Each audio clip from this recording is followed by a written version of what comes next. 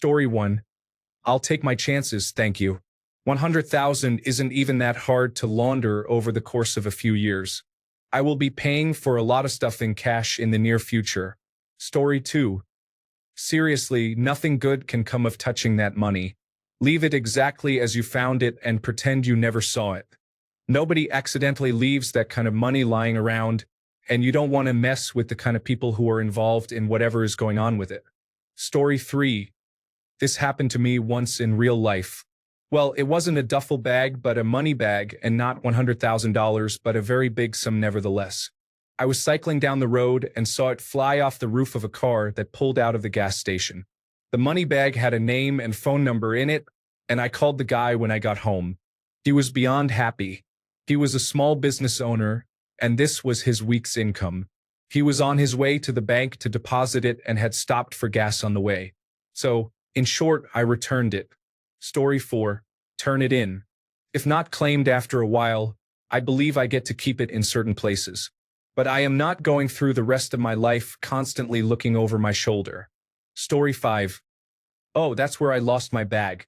Once I was safely away from the area and at home, I would go through the cash, burn the bag, get a sturdy safe, and use the money to pay for groceries and gas for many, many years to come. Story 6. Take it, microwave individual stacks of hundreds to ensure there are no trackers. Then check for blacklight dye and break it up into $5,000 chunks. Pay my bills for a while. Then hit the strip club and make someone have a $10,000 day. But not a big one like a backwoods one where they don't make that. Give back, you know. Story 7. Be a good citizen and report that I found a duffel bag containing $27,836. You have to make it a strange number to not draw suspicion on yourself, but I would do my honest civic duty. Story 8. Be in disbelief, debate on taking some. Avoid taking some because of anxiety. Someone is looking for that money, and cash in a duffel bag sounds sketchy. I don't want to get caught up in some nonsense. Story 9. Seeing as in the United States you can typically claim lost property you find and take to the police after several months, I would turn it in hoping they can find the rightful owners, and then check in every couple of weeks for updates. If the money is released back to me, I would place all of it into some sort of savings account and hold it until someone possibly came knocking. I don't need some drug lord to chase me down. At that point, I would return the amount and keep whatever interest I accrue, of course not telling them this. If no one comes for it after 10 or so years, it would be a very nice down payment on a house or something. Story 10. Take it, call in sick to work on Friday. Drive to Las Vegas and have an amazing weekend. 2 women at the same time. Why disappoint just one woman when you can disappoint 2? Story 11. If you take it, you stash it someplace out of state. You then figure out how to tap it occasionally without tipping off the money laundering detection that is waiting for someone to deposit unaccounted for money. Story 12. I would make a joke about a lesser amount, but the reality is I would call the police. Could be a drug or other criminal's drop point. Calling the police to come out may allow them to stake it out and wait for the person picking it up. Then they could get them to confess and make a bigger bust. Could have fallen out of a car and the person is panicking because they lost the money and they contacted the police hoping someone turned it in. I'd leave my contact information with the police and see if I would be able to claim it after a certain amount of time passed with no one claiming it. Story 13. Take a couple of pictures, call 911, stop touching it, and wait for the police while watching from a safe distance. $100,000 is not worth either my freedom or trouble with criminals. Story 14. Yo, this happened to my dad's best friend in high school, except it was $85,000. It was in 1978. He found it on the side of the road next to a bus stop after eating at a restaurant with my dad and some of their other friends. Story 15. Smine. Figure out the most convenient way to load up gambling sites, play legitimately for a bit, and get very loud about a gambling problem, and poof. Stolen money becomes traceable gambling winnings. Success not guaranteed. Suppose I never caught the most successful launderers at my last job, so maybe there's a cooler convenient method out there. Story 16. Really depends on where I found it. That would be a life-changing sum of money for me. If there wasn't a soul around, I'd be taking it and hiding it rather quickly. Story 17. Be $100 richer? That's actually a tough call, though. In a duffel bag, it could be illegitimate as it's a lot of money to carry around like that. On the other hand, it could be legitimate and the person was trying to hide it in plain sight. I would be tempted to take it and bury it in the yard and watch the news for someone missing it. After a few months of no word, I would probably spend it. Story 18.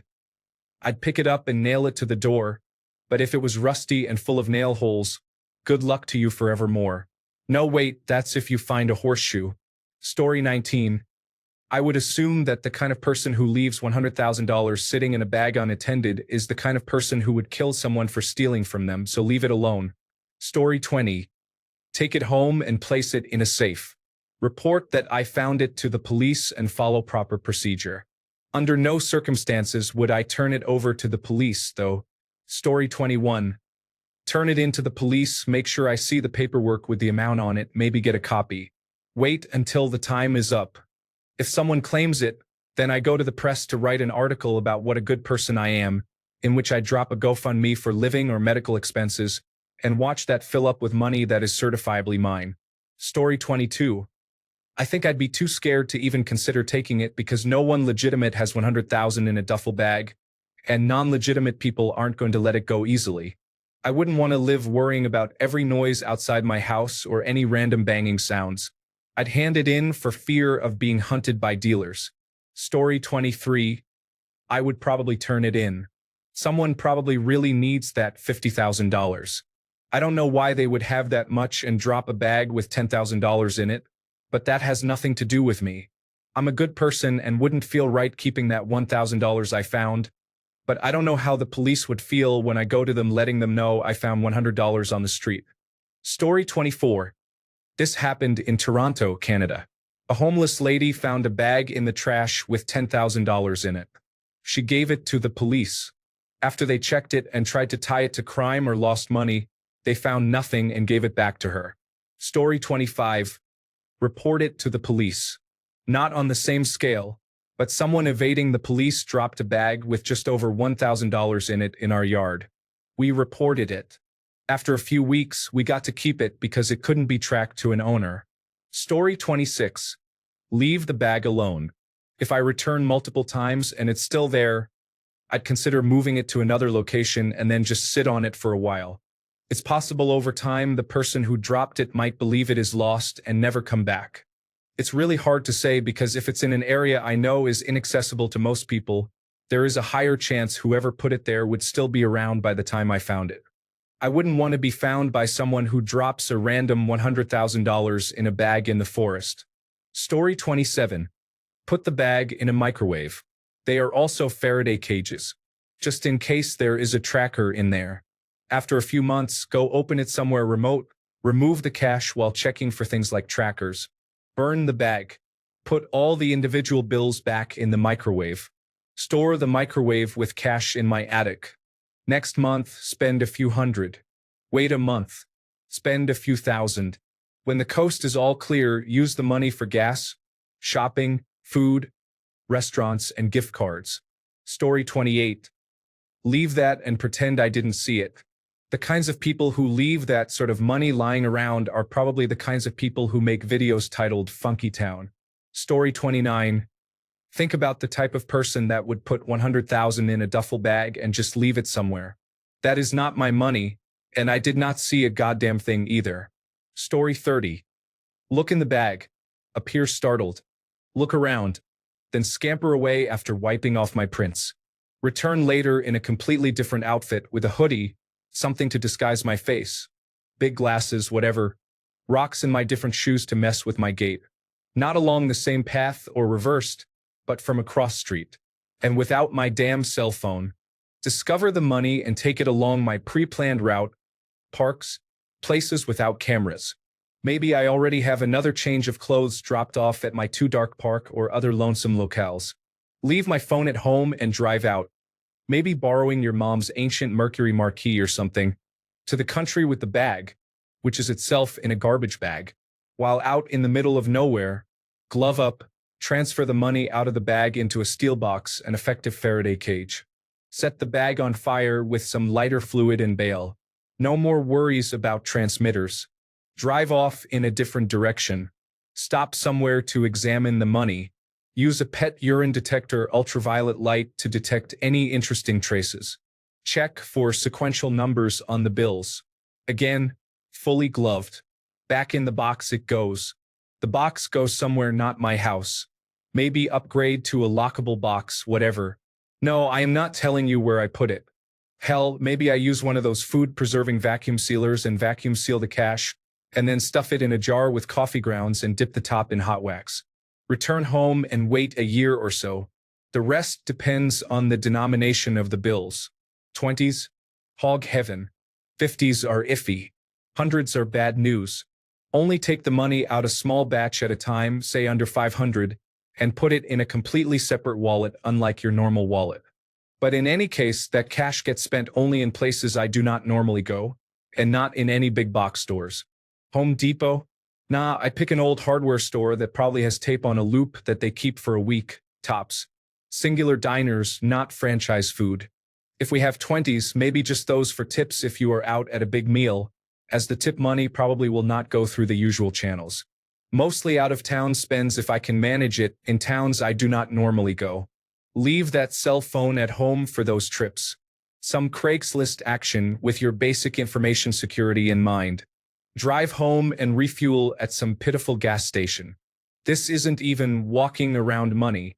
This is money for goods and services off my beaten path, both geographically and personally, avoiding items with, say, serial numbers. This is off the top of my head. I would probably make more refinements if I had some time to really think about it. Story 31. Take the bag to another location, not my house. Inspect the cache for any tracking devices. Toss the bag out of fear for the same. Move on with my life. Story 32. Take it, hide it in my attic, not touch it for a year, not tell anyone. Then after a year, if there were no problems, slowly use it to pay for everyday items. Again, without ever saying a word to anyone, not even my spouse. Open a high-interest savings account and transfer money from my salary equal to the amount I am spending, sort of money laundering through myself. Eventually, once the money had been spent, come clean to my spouse and explain that we have an extra retirement account with 100,000 plus interest. Story 33. Well, it's going in the trunk of the car, and I'm going on a little trip. Nothing fancy, just a nice little circuitous route that will allow me to verify no one is following, and then I'm headed into Goodwill to buy a soft-sided suitcase, a couple of throw pillows, a half-dozen half-price t-shirts, and a pair of jeans. In the parking lot, I'll move the money to the suitcase wrapped in the t-shirts. The jeans go on top. The throw pillows go in the previously full of money duffel bag. The duffel bag gets dropped in the donation box of the Salvation Army thrift store across town. The wife and kids will meet me at the prearranged bug-out meeting place after I text my wife to ask if she wants extra cheese on the extra-large pizza and that I'm getting one order of jalapeno poppers. This lets her know an amount of money above $80,000 has been acquired, and we're headed to buy a used recreational vehicle for cash and disappear into Mexico. Story 34. I would keep it but not spend it. I would hide it in my house for a year or more. If anyone came looking for it, I would hand it over. If no one came looking, I would start spending it.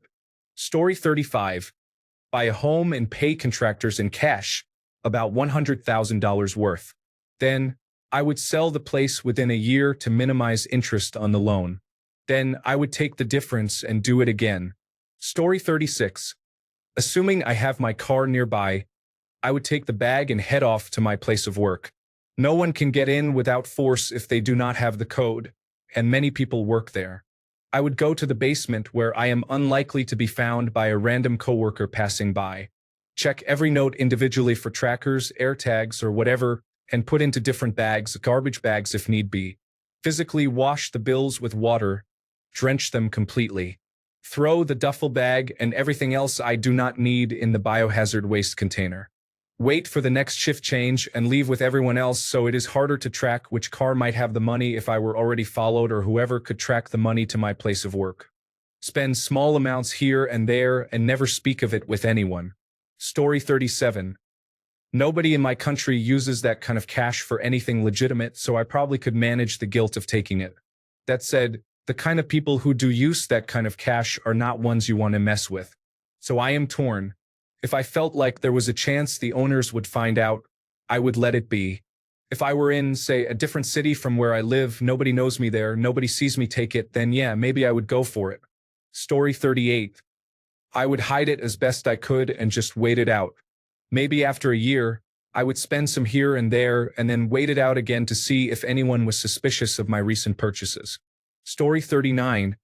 I take it to the police. If they do not confiscate it and nobody claims it within a certain period of time, the money is legitimately yours. However, you would have to pay income taxes on it. Story 40. Call the police to report it, or just walk away. Large sums of money don't appear without reason. When it does happen, the reasons are almost never good, very determined, and well-armed. It's not really worth it.